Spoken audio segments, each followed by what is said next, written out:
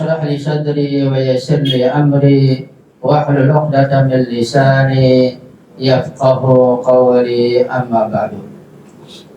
Ikhwani wa akhwati rahimakumullah, baik yang hadir secara langsung offline maupun yang pindah dengan secara online yang kami muliakan.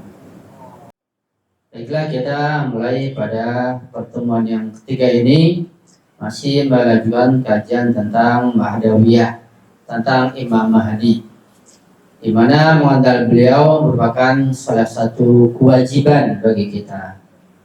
Dan kita yang mengenal juga berkewajiban memperkenalkan atau mengenalkan pada keluarga kita, pada anak cucu kita, pada orang-orang yang sekiranya siap menerima Imam Zaman, Imam Mahdi. Ketika wajib, maka meninggalkannya berdosa.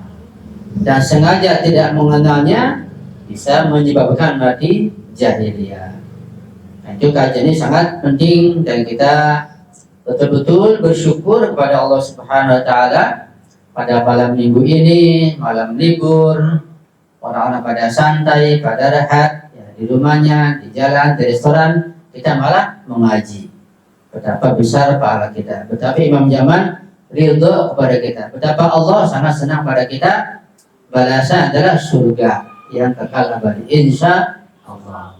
Maka itu kita minta semoga kita pun bisa memberikan syafaat kepada orang yang kita cintai nanti di alam barzah dan dalam akhirat. Itu tidak mustahil. Amin ya rabbal alamin. Baiklah, kita mulai pertemuan kita yang ketiga ini membahas tentang kelanjutan tentang Mahdawiyah. Pada pertemuan yang pertama dan yang kedua kita sudah membahas tentang keberadaan Imam Mahdi, Imam Zaman di dalam kitab Yahudi dan ke dalam agama Masehi atau agama Kristen. Dan pada pertemuan yang lalu kita juga sudah mulai membahas tentang Imam Mahdi atau Mahdawiyah di dalam kitab suci Al-Quran Al-Karim. Dan kita sudah membahas tafsir ayat Mahdawiyah yang pertama, yaitu yang berbunyi A'udzubillahi minasyaitonir rajim. Walaqad katabna fi zaburi min ba'di dzikri annal arda yarithuha ibadiyas salihun. Di surat Al-Anbiya ayat 105. Artinya, dan sungguh kami, yaitu kata Allah, telah menetapkan. Jadi katabna, kutiba itu ditetapkan, asalnya ditulis. Terkait masalah akidah di sini, katabna atau kutiba ditulis artinya secara qadha dan qadar telah ditetapkan secara hatmi, secara pasti. Ya, qadha hatmi atau qadar hatmi. Kalau terkait masalah fikih seperti hukum puasa, Allah berfirman, ya ayyuhalladzina amanu kutiba alaikumusiyam. Kutiba juga ditulis kutiba. Artinya ditetapkan hukumnya, puasa itu wajib berdasarkan fikih. Jadi kata kutiba bisa diterapkan kepada masalah fikih, bisa pada masalah akidah. Pada masalah fikih contohnya Al-Quran tentang puasa, kutiba alaikumusiyam, diwajibkan secara hukum fikih berpuasa di bulan suci Ramadan. Tapi kutiba di sini, katabna fi zabur di sini, Allah telah menetapkan berdasarkan qadha qadarnya yang hatmi, yang pasti, gak bisa berubah, takwinan, bahwa Imam Mahdi, Imam Zaman akan mewarisi dunia ini nanti. Itu makna yang lebih luas. Dan sungguh kami telah tulis, kami tetapkan qadha atau qadar hatmi di dalam kitab Zabur, fi Zabur. Min ba'di dzikri, setelah kami tetapkan juga dalam kitab Al-Dzikir, kitab Taurat. Annal arda yarithuha ibadiyas salihun, bahwa al-arda, muka bumi ini dengan seluruh kekayaannya, yarithuha ibadiyas salihun, akan diwariskan, akan dipimpin, akan dikelola oleh hamba-hambaku Allah yang soleh, yaitu para imam ma'sum dan para penolongnya. Dan kita pun semoga sampai kepada para pendahulu imam zaman nanti. Amin ya rabbal alamin. Itu makna yarisu, artinya ketika kita dapat warisan dari orang tua kita, ya kita kelola, buat modal, kita kembangkan sehingga menjadi beruntung, kemudian kita kembangkan begitu. Nah, ketika nanti bumi diwariskan oleh Allah kepada hamba-hamba yang soleh, para imam zaman, imam ma'sum, mereka mengelolanya sehingga tumbuh subur dan sehingga dibagikan ke semua manusia di alam dunia ini, dan pada semua makhluk mendapatkan kejayaan, kekayaan, sehingga keadilan bisa ditetapkan. Itu makna warisan. Ya. Sayyidina Al-Allamah Al-Tabari berkata bahwa yang dimaksud dengan Zabur di dalam ayat ini adalah fi Zabur adalah kitab Zabur Nabi Dawud alaihissalam. Dan hal ini juga sesuai dengan firman Allah yang ada di dalam surat An-Nisa ayat 163. Laqad atayna Dawud Zabura. Jadi maksud Zabur adalah Zabur Nabi Dawud. Kemudian mengenai maksud ayat annal arada yarithuha ibadiyas salihun, bahwa hamba-hambaku kata Allah, hamba-hamba yang soleh itu akan mewarisi bumi ini. Al-Amma mengatakan bahwa maksudnya wal muradu min wirasatil ardi intiqalut tasalluti ala manafi'ha ilaihim wa istiqrar barakatil hayati biha fihim. Ini sudah saya jelaskan pada kajian yang lalu, kita ulang sedikit saja. Yang dimaksud dengan pewarisan bumi adalah berpindahnya kekuasaan hukumah atas manfaat-manfaatnya. Semua manfaat di bumi ini pindah kepada mereka, pada para imam ma'sum dan para sahabat dan pendorongnya, dan menetapnya keberkahan hidup di dalam dunia ini bagi mereka semua. Semua dapat keberkahan dan adanya imam zaman yang mewariskan bumi ini nanti insya Allah. Kemudian kata beliau, wa hadhil barakatu imma dunyawiyah raji'atun ilal hayatid dunya katamattu'i salihi bi amta'atiha wa zinatiha. Dan keberkahan-keberkahan ini, keberkahan semua yang ada di dunia nanti ini, ada yang bersifat duniawi, ada yang bersifat ukhrawi. Dua keberkahan. Pertama, keberkahan yang sifatnya duniawi, yaitu keberkahan yang kembali kepada kehidupan dunia. Dunianya berkah, nggak ada penyakit, nggak ada ajal, nggak ada bencana, nggak ada kesulitan, ya, nggak ada hutang, nggak ada beban, nggak ada biaya macam-macam, itu keberkahan. Semuanya sehat, nggak ada yang sakit, luar biasa. Semuanya dapat makan, ada mobil, ada gedung, ya, melimpah ruah, rezeki dari Allah. Itu keberkahan di dunia. Seperti kenikmatan yang baik dari perhiasan dan kesenangan dunia. Di perhiasan di limpah ruah karena ada Allah. Fayakunu mu'addal ayati annal arda satutahharu minasyirki wal ma'siyati wa yaskunuha mustama'an basyariyyun salihun ya'budun Allah wa la yusyrikuna bihi syai'a.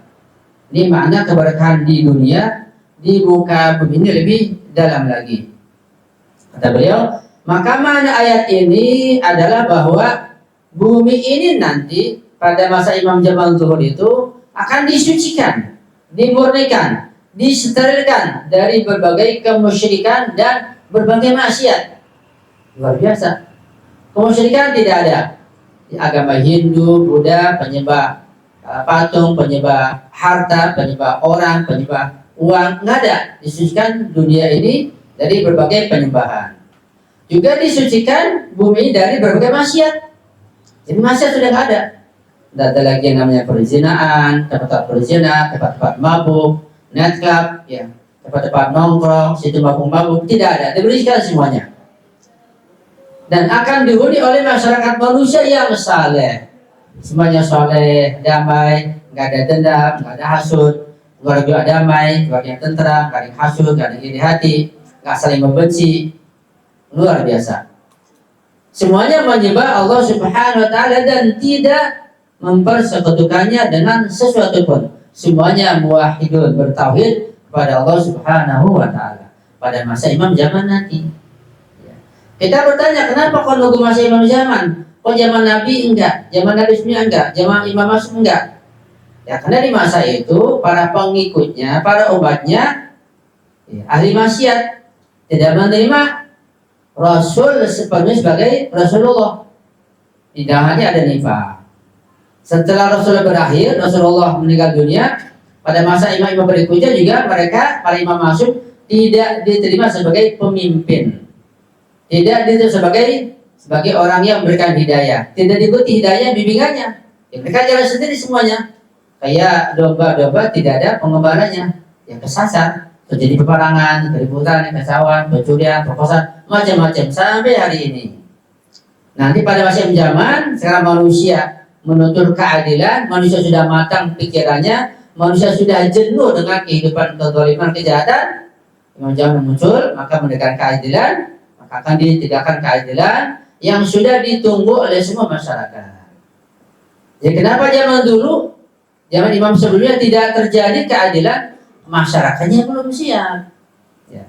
Ketika sudah siap, ya akan sejak awalnya masa Nabi Adam atau Nabi Nuh atau berikutnya Nabi siapa saja, atau pada masa imam siapa saja, kalau masyarakatnya menerima, siap, mentaati Allah sepenuhnya, ya akan dijayakan. Seperti pada Imam Mahdi, nggak perlu nunggu imam zaman, nggak perlu nunggu Imam Mahdi. Masa Allah nunggu Imam Mahdi? Enggak. Janji Allah itu, walau anna alal qura amanu wattaqau lafatahna 'alaihim barakatin minas sama'i wal ardh. Semua keberkahan langit bumi akan diberikan untuk manusia semuanya, kalau amanu wattaqau dengan sepenuhnya. Tapi kalau amanunya, imannya, iman tanpa belajar, iman ikut-ikutan, iman apaan? Takwanya, amal ibadahnya juga ikut-ikutan, nggak belajar fikih. Ini bagaimana? Jadi ya aman wa taqwa dengan serius, dengan belajar sungguh-sungguh ibadah, baru Allah turunkan barakatin minas sama'i wal ardh. Pada masa siapapun, karena pada masa kali ini dan sebelumnya belum siap masyarakatnya, belum matang pikirannya, belum dewasa, masih cinta dunia, cinta maksiat, masih tidak menerima imam sebagai imam yang sah, baru nanti maka terpaksa keberkahan diturunkan pada masa imam zaman nanti. Itu rahasianya. Kenapa pada masa imam zaman nanti baru diturunkan keberkahan? Kenapa tidak sebelumnya? Kemudian beliau Al-Alam mengatakan, kama yushiru ilaihi qauluhu ta'ala wa'adallahu alladhina amanu minkum wa 'amilus solihati la yastakhlifannahum fil ardi. Terus sampai berikutnya sampai ayat ya'budunani la yusyrikuna bihi syai'a.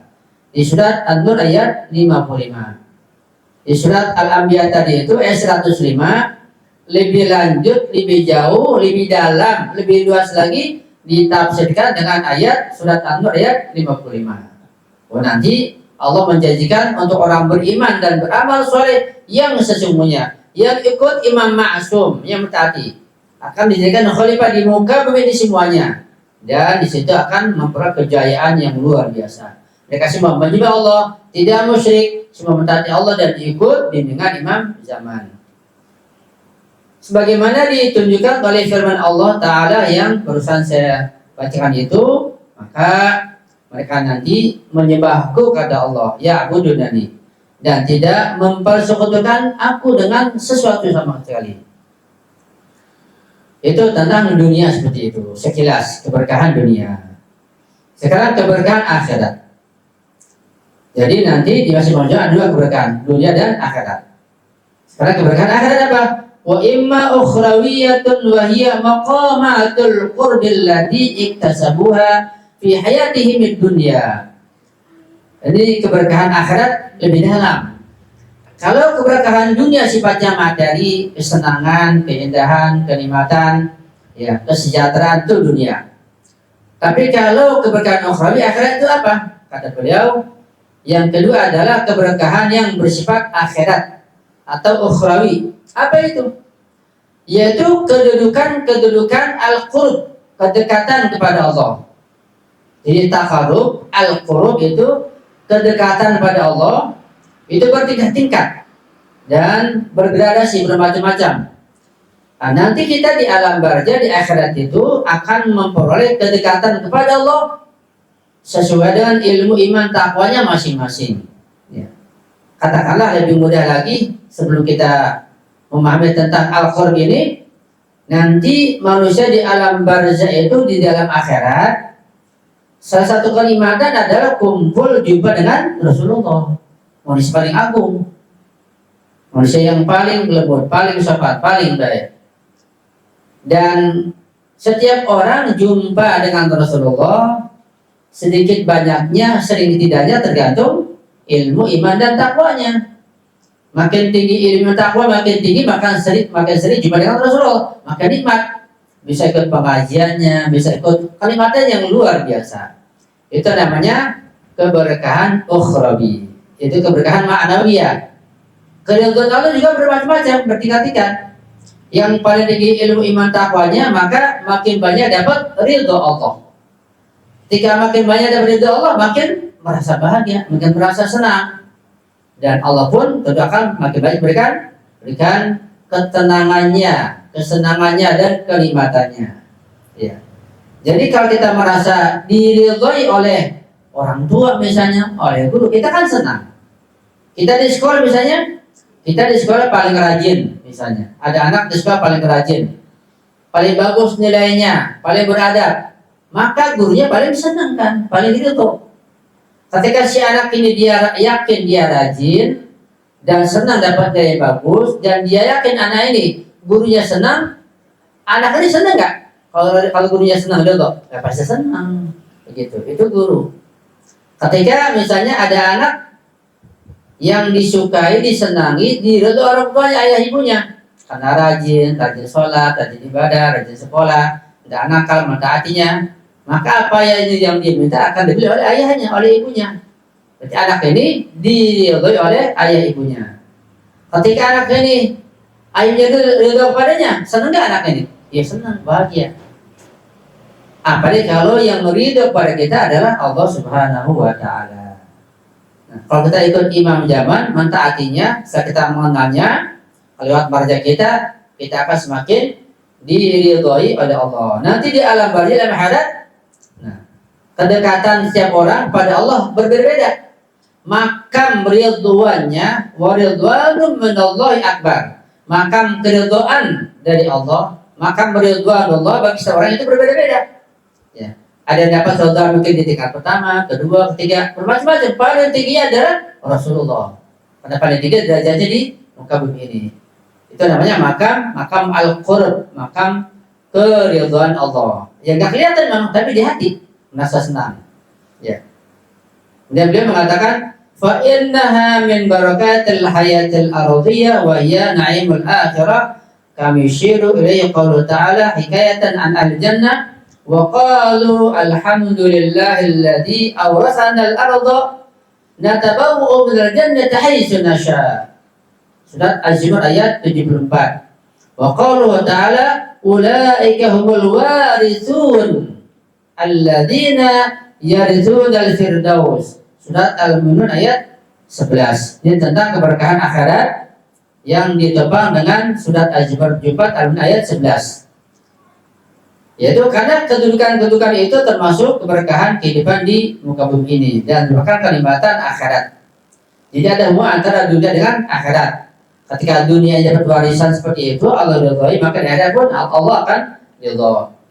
Sebagaimana juga dari Allah dan firman-Nya yang mengisyaratkan ucapan para penghuni surga.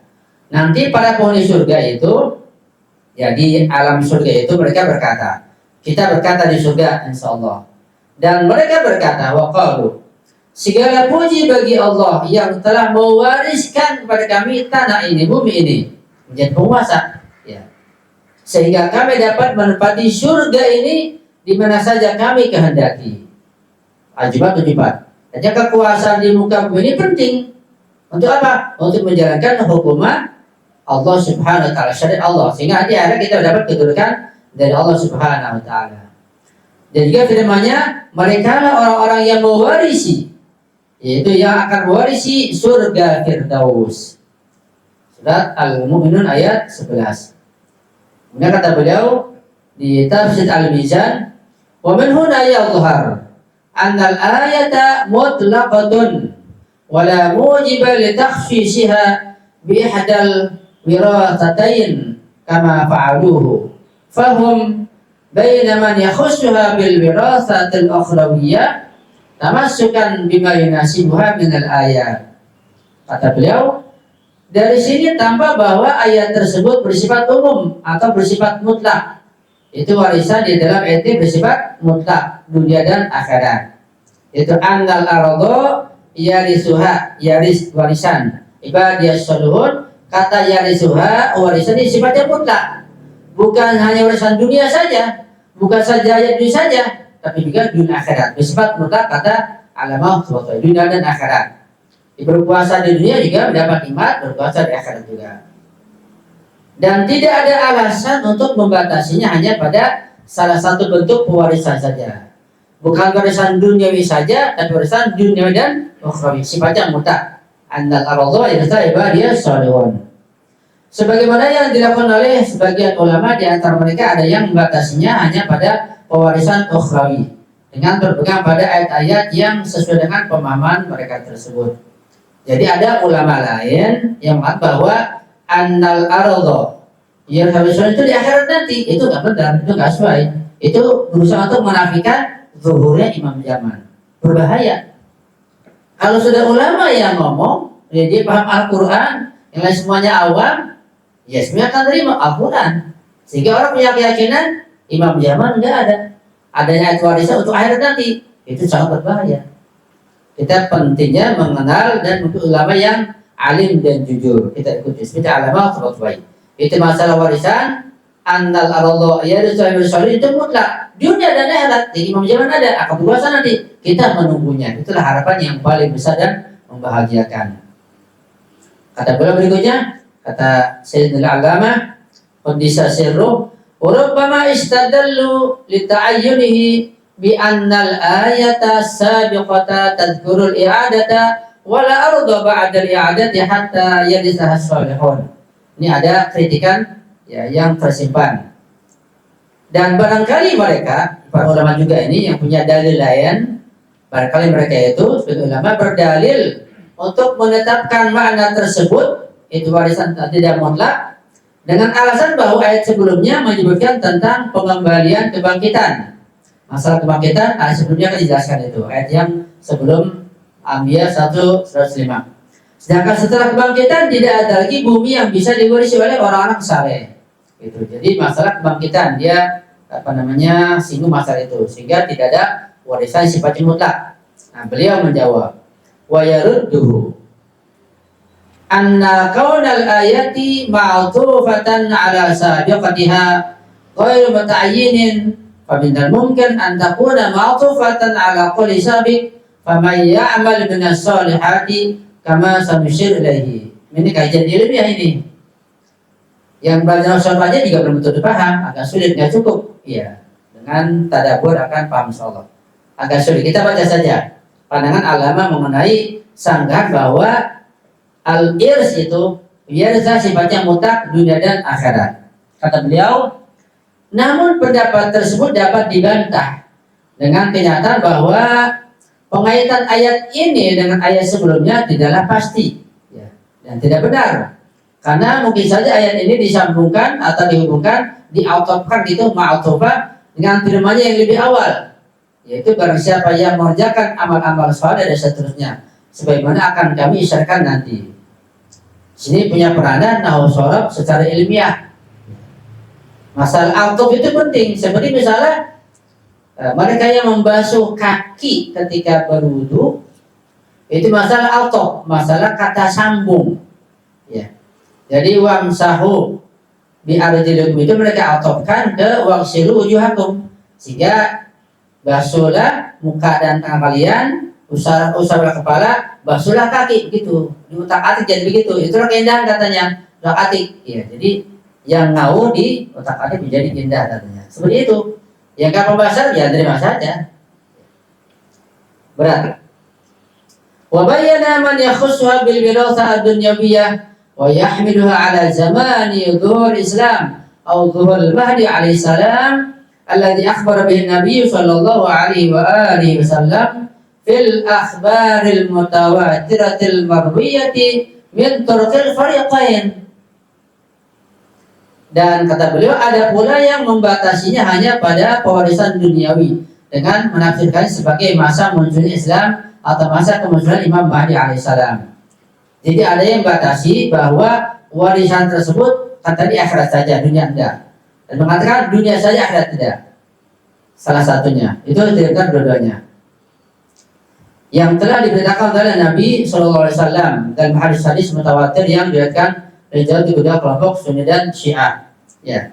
Jadi ada hadis-hadis yang mendukung hal itu secara sekilas memang seperti itu, tapi kalau dikaji secara lebih mendalam tidak demikian. Bahwa masalah warisan itu dunia dan akhirat, bukan dunia saja, bukan akhirat saja. Di kejayaan nanti, keadilan nanti ditegakkan, kesejahteraan dunia dan akhirat, bukan dunia saja, bukan akhirat saja. Betapa indahnya hidup ini, dunia sudah indah, nikmat, agar diratakan akhirat dapat surga. Wa tamassaku lidzalika bil ayatil munasibati lahu allati aw ma'na ila ba'dihha. Dan mereka itu berpegang pada ayat yang sesuai dengan penafsiran tersebut sebagaimana telah kami syarahkan pada sebagian di antaranya. Kata beliau, wa bil jumlati al ayatu mutlaqatun ta'ammul warisatain atau al-wirasatain jami'an. Ini kesimpulan dari Alamah Tawakul penafsir dari ulama kita. Penafsir terkenal di kitab Tafsir Al-Mizan. Kata beliau, singkatnya bahwa ayat tersebut annal arda yarisu ibadiyas shalihin itu ayat bersifat mutlak, bersifat umum, mencakup kedua bentuk pewarisan sekaligus, dunia dan akhirat. Dunia Jawa, akhirat juga. Jaya juga. Ya. Jadi atina fi dunia hasanah, fi akhirat hasanah juga. Dua-duanya jaya dan hasanah. Walau anna alladhi yaqtadihi al-i'tibaru bis-siyaq an takuna ma'tufatan ala qawli sabiq faman ya'mal min as-salihati wa mu'min al-mushir ila tafsil hadal mukhtalifain fi amri ad-din min haythu al-jaza' al-ukhrawi. Juga agak berat ini, kita lewati saja. Kita bersabar dalam-dalam. Namun yang ditunjukkan oleh pertimbangan terhadap konteks adalah bahwa ayat tersebut disambungkan dengan firman-Nya sebelumnya. Ayat yang sebelumnya yaitu yang berbunyi barang siapa yang mengerjakan amal saleh sedang ia beriman. Ini ayat sebelumnya sebelum surat Al-Anbiya ayat 105. Yang mengarah pada penjabaran keadaan orang-orang yang berselisih dalam urusan agama dari segi balasan ukhrawi. Ini ikhtilaf masalah balasan ukhrawi. Ya, kemudian dari ayat yang setelahnya itu ada bahasan ilmiah terkait masalah itu. Wa takunu hadhihi al-ayatu musyiratan ila tafsiliha min haitsul jazaa'i dunyawi. Dan ayat ini menunjukkan perinciannya dari sisi balasan di dunia. Wa yakun al-muhassalu anna amarnahum bidinin wahidin lakinnahum taqatta'u wa ikhtalafu. Dan kesimpulannya adalah bahwa Allah Subhanahu wa taala itu memerintahkan mereka umat manusia untuk mentaati satu agama, bidinin wahidin. Namun mereka berpecah belah dan berselisih. Sehingga dalam masalah penafsiran Al-Quran, penafsiran masalah hadis, dalam masalah fikih, masalah akidah, masalah filsafat, masalah bahasa ada ikhtilaf semuanya. Kenapa? Karena tidak beribadah satu pohon, satu sumber, yaitu para imam maksum pada masanya masing-masing. Nah, pada masa zaman muncul baru kita semuanya manusia merujuk pada satu sumber. Setelah pernikahan tidak ada ikhtilaf lagi insyaallah. Fakhtalafa mujazatuna lahum, maka balasan kami dari Allah kepada mereka pun berbeda-beda. Amma fil akhirati fadil mu'minina sa'yun mashkurun wa amalun maktubun wa dzal kafirina khilafu dzalik. Adapun di akhirat nanti, maka bagi orang-orang yang beriman terdapat usaha yang dihargai dan amal yang tercatat. Ya, amal dapat balasan maksudnya. Balasan surga, balasan kebaikan, balasan kenikmatan yang diperbuat selama-lamanya. Sedang bagi orang-orang yang kafir sebaliknya dapat balasan siksaan. Wa amma fid dunya falisolihina wirasatul ardi bi khilafi ghairihim. Adapun di dunia ini maka orang-orang yang beriman mendapatkan warisan kekayaan di muka bumi ini. Jadi mereka berbeda-beda, ya. Semuanya mendapat warisan. Dan kalau kita perhatikan tentang kekayaan dunia sekarang ini, ternyata negara-negara Islam itu memiliki kekayaan yang jauh lebih banyak dibanding negara-negara kafir. Kayak Indonesia kekayaan Masya Allah, Iran kekayaan luar biasa, Yaman misalnya. Semua negara Islam itu, di Saudi, minyaknya luar biasa melimpah. Semua negara Islam kekayaannya melimpah ruah, dari lautan, dari hutan, emas, perak, macam-macam. Negara kafir kurang sehingga mereka menjajah. Nah, kalau kita umat sementati Allah, maka kekayaan menjadi sumber utama buat kehidupan umat manusia. Karena kita nggak bersatu, kita nggak menggunakan dinul wahid, berpecah belah, akibatnya apa? Akibatnya dijajah, dicobok-cabik, dirampas, dicuri, dan dibawa oleh mereka yang menikmati. Sampai sekarang kita sedang berjuang mati-matian membela Palestina untuk memerdekakan seluruh dunia. Jadi jangan Anda pikir bahwa Palestina itu negara yang kecil hanya untuk memberikan sekelompok manusia saja, tidak. Palestina pintu gerbang dunia. Ketika Palestina jatuh ke tangan musuh, dunia akan hancur semuanya. Umat Islam bisa murtad semuanya, bisa rusak semuanya, bisa kafir semuanya. Tapi kalau Palestina merdeka jaya, maka akan kejayaan untuk seluruh dunia. Dan orang-orang kafir pun, orang munafik akan kebagian kejayaan nanti. Jangan punya pikir bahwa Palestina negara kecil. Kenapa dibela? Sedikit juga orangnya. Negara miskin juga. Apakah karena Masjidil Aqsa-nya saja? Atau ada karena Kerajaan Sulaiman di sana? Bukan karena itu. Kita tidak paham apa ada di balik Palestina. Di balik Masjidil Aqsa kita tidak paham. Keberkahan apa? Bukan keberkahan materi, bukan keberkahan ukhrawi. Yaitu menyambut juhurnya Imam Jamal bersambung ke sana. Itu terkait masalah keberkahan dunia, ya. Qalu ta'ala inna fi hadza la balaghan liqaumin 'abidin. Ini sambungan surat Nabi ayat 105-106-nya firman Allah, inna fi hadza la balaghan liqaumin 'abidin. Al balaghu huwa al kifayah wa aidan ma bi bulughul bughyah wa aidan nafsul bulugh. Wa ma'na al-ayah mustaqimun 'ala kullin min al-ma'ani thalatha. Wal isyarat bihada ila ma baina fi surati min al-ma'arij. Wal isyarat bihada ila ma buyina fi surati min al-ma'arij. Firman Allah SWT yang berbunyi sesungguhnya dalam hal ini terdapat penyampaian yang jelas bagi kaum yang beribadah. Ini ayat berikutnya setelah surat Al-Anbiya 105. Makna al-bulugh atau balagh adalah kecukupan. Juga bisa bermakna sesuatu yang mencapai tujuan.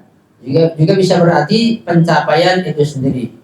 Jadi makna ini adalah selaras dengan ketiga pengertian yang tadi atas sudah kita jelaskan itu, serta menjadi syarat terhadap ilmu-ilmu yang telah dijelaskan dalam surat ini. Wal makna anna fima bayyannahu fi surati anna rabba wahidun la rabba ghairuhu. Dan maknanya secara global sebagai kesimpulan bahwa apa yang telah kami jelaskan kata Allah dalam surat ini itu menunjukkan bahwa Tuhan itu satu, tidak ada Tuhan selainnya. Bisa dipahami seperti itu. Karena yang mewariskan bumi ini adalah Tuhan Allah, akhirat juga Tuhan Allah satu, ya. Ketika mewariskan satu, maka Tuhan itu satu. Bukan berarti yang mewariskan dunia ini satu Tuhan, untuk akhirat Tuhan yang lain, enggak begitu. Enggak, Tuhannya satu. Yang mewariskan, berikan waris pada dunia adalah Allah, maka Allah juga itu menunjukkan adanya satu Rabb. Anta Rabba wahidun la Rabba ghairu, tidak ada Tuhan yang lain. Dia mengatur, memberikan keberkahan, kenikmatan, kejayaan satu Tuhan. Tuhan yang mengatur dunia juga yang mengatur akhirat dan alam semesta ini. Jadi ayyu abada min tariqin nubuwah wa yasta'idda bidzalika liman hisab. Ia harus menyembahnya melalui jalan kenabian dan mempersiapkan diri dengan itu untuk menghadapi hari perhitungan. Ya. Hubungan ayat ini dengan masalah kenabian, masalah imamah sangat erat hubungannya tentang masalah imam zaman. Wa anna jazaa'al mu'minina kadza wa kadza wa jazaa'al kafirina kita wa kifayatul liqaumin 'abidin. Bahwa penjelasan adanya balasan orang beriman demikian banyaknya seperti balasannya orang kafir seperti siksanya, itu sudah cukup buat orang beriman sebagai pelajaran, sebagai ibrah. Ya, tidak perlu untuk mengambil ibrah dari yang lain.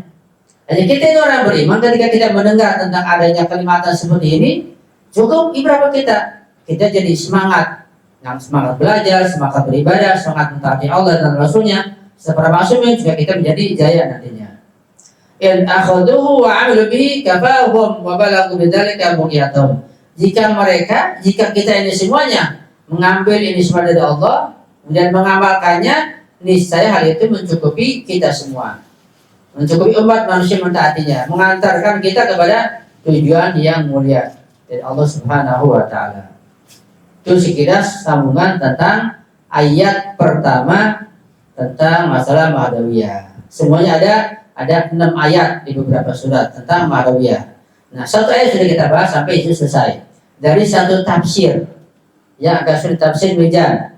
Nanti saya akan buka tafsir Al-Amsal insyaallah dan yang lainnya untuk menguatkan ingatan kita bahwa kita tidak ragu lagi bahwa di surat Al-Anbiya 109 itu tentang imam zaman, tentang Imam Mahdi yang akan muncul, akan meneruskan kekuasaan di muka bumi ini, dan kekuasaannya urusannya dunia dan akhirat. Itu globalnya. Mana buktinya? Nah, kita baca lagi di tafsir yang lain agar iman kita menjadi kuat insyaallah.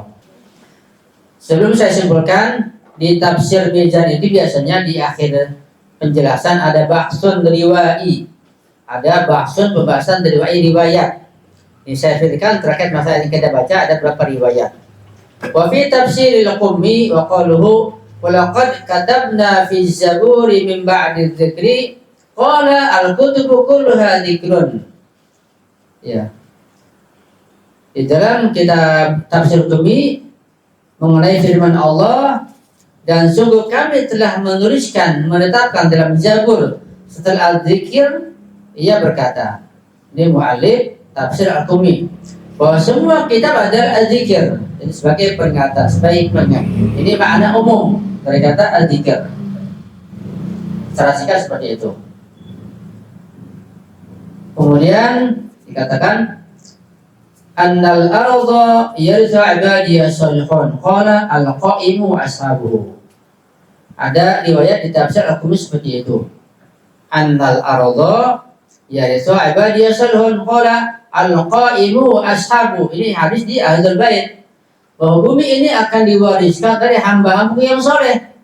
Kata Allah hamba-hamba yang soleh, nggak jelas apakah ulama yang mana yang soleh, apakah kiai, apakah ustaz, apakah negara mana, kan nggak jelas. Hamba yang soleh siapa? Baru kita baca hadis dari Al-Bait. Kata Imam Ma'sum, al-qaimu ashabuhu. Penafsiran ibadi as-salihun adalah al-qaimu ashabuhu, yaitu imam zaman al-qaim asal dan para sahabatnya. Jadi termasuk yang 313 orang yang nanti roj'ah sebelum beliau muncul, ganti roj'ah setelah beliau muncul. Juga termasuk sahabat yang lain yang nggak disebutkan. Ya, katakan dari yang kecil sampai yang besar, sampai komandan yang tertinggi. Juga tentu para imam masyhur yang lain. Jadi singkatnya adalah bahwa ibadi as-sholihin itu adalah hamba-hambaku yang soleh. Kata Allah maksudnya adalah semua imam ma'sum, 12 imam, dan para penolongnya. Dan semoga kita pun termasuk juga sebagai rombongan insyaallah. Kalau kita nonton imam zaman, ya, kita menolong imam zaman dengan cara apa? Kita tolong diri kita dulu. Gimana caranya? Ya kita belajar, perbaiki diri kita, perbaiki akhlak kita, perbaiki tingkah laku kita pada keluarga, pada istri, pada suami, pada anak, pada teman. Hilangkan sifat hasud, sifat dengki, sifat permusuhan, sifat iri hati. Sehingga hilangkan semuanya. Itu kita tolong diri kita dulu, dan kita akan bisa menolong imam zaman dengan menyebarkan ajarannya insyaallah. Amin ya rabbal alamin. Shallu ala Muhammad wa ali Muhammad. Allahumma shalli ala Muhammad ali Muhammad wa ajil farajhum. Qala wa zaburu fi malahim wa tahmid wa tamjid wa doa. Dikatakan bahwa Zabur itu di dalam kitab Zabur Nabi Daud itu terdapat kisah-kisah kepahlawanan, namanya al-malahim. Wa tahmid juga ada pujian-pujian kepada Allah. Wa tamjid juga ada pengagungan. Doa-doa dan doa-doa gitu. Karena itu Al-Qur'an kitab yang paling lengkap di antara semua kitab. Di kitab Zabur hanya ini isinya, tidak banyak. Kitab Taurat juga begitu. Bahkan kitab Injil pun yang sudah banyak dirubah dan banyak dibuang, isinya tidak selengkap Al-Qur'an. Ya. Cuma sayangnya kita yang punya kitab yang lengkap ini yang luar biasa kita nggak pelajari. Salah kita yang punya lengkap. Ya. Kalau kita punya sesuatu yang lengkap di rumah kita atau di toko kita, semuanya ada. Masa kita ke toko yang lain, masuk akal enggak? Kita punya, kita nggak pakai, kita pelajari. Kita pakai, kita pelajari, kita orang lain, ya salah. Bahkan kita punya, kita nggak perhatikan. Aku kata beliau, al-alama war-riwayatu fil mahdi, ini kata beliau ini. War-riwayatu fil mahdi alaihissalam wa zuhuruhu wa mil'uhul ardu qistan wa adlan ba'da ma ula zulman wa jawra min turqil amma wal khasa 'anil nabi sallallahu alaihi wasallam wa imati ahli al-bait alaihi salam balighatun haddat tawaturi man arada lukufa 'alaiha faliraji. Artinya kata beliau, kata Sayyidina Alama Al-Qurtubi bahwa riwayat-riwayat tentang Imam Mahdi, tentang Imam zaman alaihissalam, tentang kemunculannya atau zuhurnya atau kedatangannya atau kehadirannya, dan bahwa dia akan memenuhi bumi dengan keadilan dan kesejahteraan setelah sebelumnya dipenuhi dengan kezaliman dan penindasan, baik dalam riwayat dari jalur sunni maupun syiah, dan dari Nabi SAW dan dari para imam ma'sum al-bait alaihissalam, itu telah mencapai derajat mutawatir. Mutawatir. Di hadis syariat tentang Imam Mahdi, tentang kemunculannya, kejayaannya, semuanya mutawatir. Di ahli sunnah juga di syiah. Kalau kita ingin merujuk ini semuanya, kita akan bersatu jadinya. Ya. Nah, kalau kita belum baca, kita belum tahu, kita nggak bisa menilai. Yang bisa menilai itu ada dan tidaknya yang membaca, yang mempelajari, yang menekuni. Ya, dan kita sekarang berusaha untuk menekuni, pelajari tentang Imam zaman. Kita masih baru merangkak pelan-pelan gitu, baru mengenal. Nah, kita buktikan bahwa semua riwayat itu ada di ahli sunnah dan ada di ahlul bait.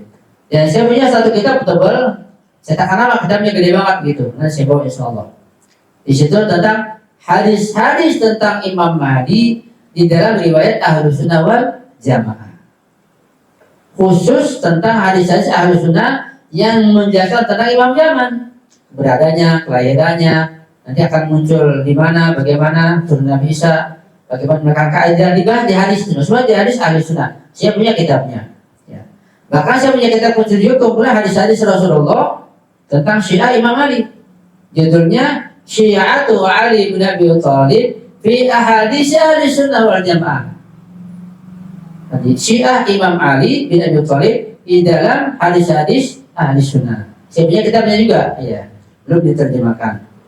Kalau baca itu ya nggak bisa membantah kita ahli sunnah, masih berantakan, berserakan, kemudian dikumpulkan.